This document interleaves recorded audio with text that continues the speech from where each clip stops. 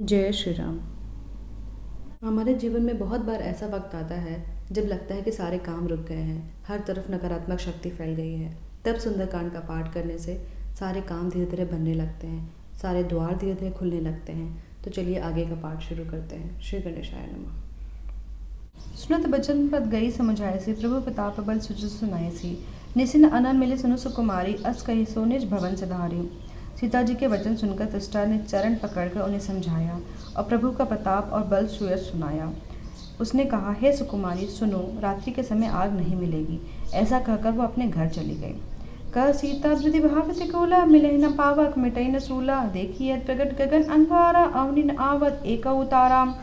सीता जी मन ही मन कहने लगी, क्या करूं, विधाता ही विपरीत हो गया है। न आग मिलेगी न पीड़ा मिटेगी। आकाश में अंगारे प्रकट दिखाई दे रहे हैं, पर पृथ्वी पर एक भी तारा नहीं आता। पावक मैं सहस्त्रवत न आगे, मानो मोहि जाने हत भागी। सुनहि विनय मम विटप अशोका, सत्य नाम करु हर मम शोका। चंद्रमा अग्निमय है, किंतु वह भी मुझे मानो हतभागिनी जानकर आग नहीं बरसाता। हे अशोक वृक्ष, मेरी विनती सुनो, मेरा शोक हर ले और अपना नाम अशोक सत्य कर।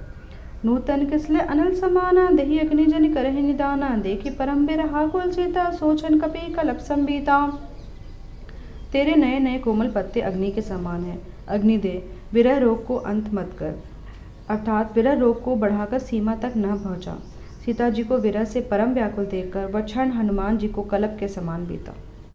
कभी करे हृदय विचार, दिन मुद्रिका डारी तब। निनु अशोक अंगार, दिन हर्षि उठी कर गए हो।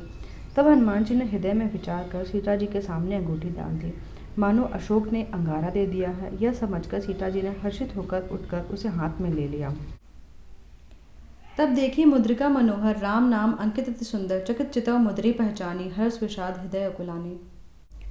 तब उन्होंने राम नाम से अंकित अत्यंत सुंदर एवं मनोहर अंगूठी देखी। अंगूठी को पहचानकर सीता जी आश्चर्यचकित होकर उसे देखने लगी और हर्ष तथा विषाद से हृदय में अकुला उठी। जीती को सकई अजय रघुराई, माया ते ऐसे रचे नहीं जाए। सीता मन विचार कर नाना, मधुर बचन बोले हनुमाना। वे सोचने लगी, श्री रघुनाथ जी तो सर्वदा अजय हैं, उन्हें कौन जीत सकता है, और माया से ऐसी अंगूठी बनाई नहीं जा सकती।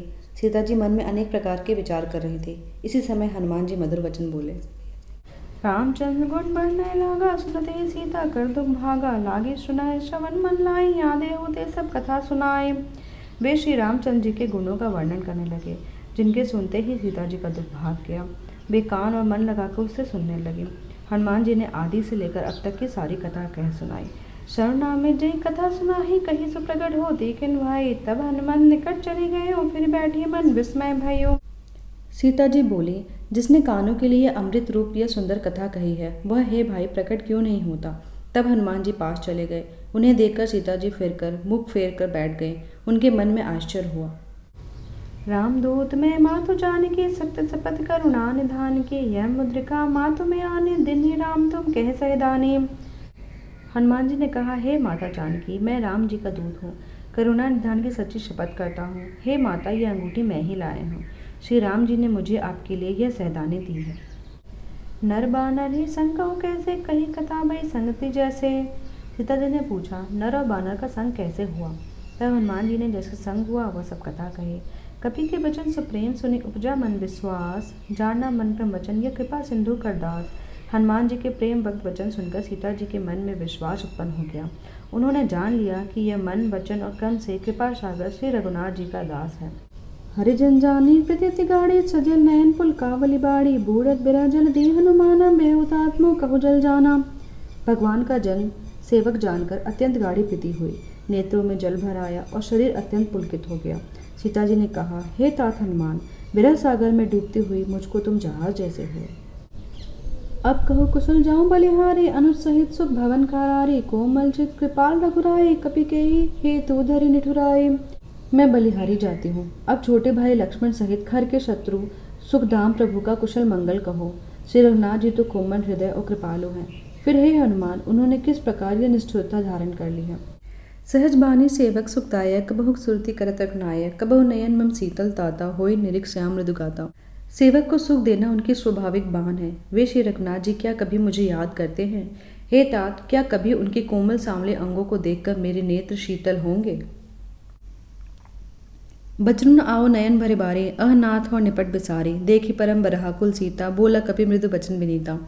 मुख से वचन नहीं निकलता, नेत्रों में जल भर आया है। बड़े दुख से वे बोली, हे नाथ, आपने मुझे बिल्कुल ही भुला दिया है।